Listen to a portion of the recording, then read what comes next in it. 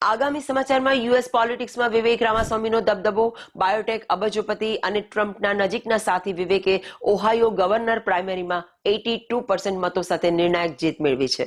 ડોજમાંથી રાજીનામું આપ્યા પછી તેમણે તેમના પ્રચારમાં આર્થિક મુદ્દાઓ પર ધ્યાન કેન્દ્રિત કર્યું. વિવેકે ફંડ એકત્ર કરવાના તમામ રેકોર્ડ તોડી નાખ્યા છે. માત્ર એક વર્ષમાં તેમણે $19.5 મિલિયન જમા કર્યા છે, જે વર્તમાન ગવર્નર માઇક ડિવાઇનના રેકોર્ડ કરતાં પણ વધુ છે.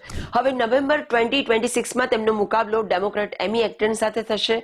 જો તેઓ જીતશે તો તેઓ ઓહાયોના પ્રથમ ઇન્ડિયન અમેરિકન ગવર્નર બનીને ઇતિહાસ રચશે. બીજી તરફ ન્યુયોર્ક સિટીમાં મોટો આર્થિક વિવાદ થયો છે. હેજ ફંડ અબજોપતિ કેન ગ્રિફિને મેયર ઝોરાન મમદાનીને કારણે ન્યુયોર્ક સિટીમાં નોકરીઓ ઘટાડવાની જાહેરાત કરી છે.